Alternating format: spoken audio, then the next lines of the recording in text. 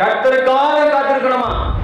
நம்ம பஸ்ஸுக்கு போறோம்னா பஸ்ஸுக்கு காத்திருக்கிறோம், ட்ரெயினுக்கு போனா ட்ரெயினுக்கு காத்திருக்கிறோம், ரேஷன் கடைக்கு போனா அங்க இருக்கிற பொருளுக்காக காத்திருக்கிறோம், மளிகை கடைக்கு போனா அந்த பொருளுக்காக காத்திருக்கிறோம். அது போல இந்த ரட்சிப்புக்காக எங்க காத்திருக்கணும்? கர்த்தரிடத்துல காத்திருக்கணும், தேவ சமூகத்துல காத்திருக்கணும். அப்பதான் நம்மளை கர்த்தர் ரட்சிப்பாரு.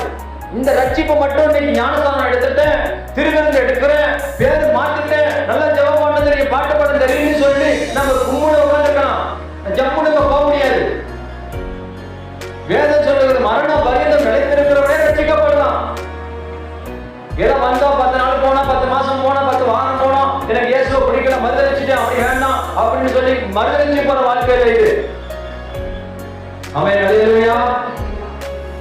கடைசி வரைக்கும் மரண பரியந்தம் ரட்சிப்புல இருக்கணும், சாவாம ரட்சிப்புல இருக்கணும், விடாம ரட்சிப்புல இருக்கணும், துணிந்து ஜெயம் எடுத்து கிறிஸ்துவுக்குள்ள வாழணும்.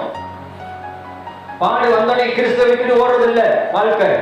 பிரச்சனை வந்துட்டு இயேசு வேண்டாம்னு சொல்ற வாழ்க்கை அல்ல. ஓடினா ஓடிட்டு போட்டோம். அதுக்கு பிறகு பின் விளைவுகள் நிறைய இருக்கு. நரக வாசல் திறந்திருக்கும், பாதாளத்தின் வாசல்கள் திறந்திருக்கும், அக்கினி கந்தகம் எரிக்கிறதான நரக கடல் வாசல்கள் திறந்திருக்கும். அதை போய் பங்கடைவாங்க. ஆமென். எதுக்காக காத்திருக்கிறோம் பாருங்க, எதுக்கெல்லாம் காத்திருக்கிறோம் யோசித்து பாருங்க.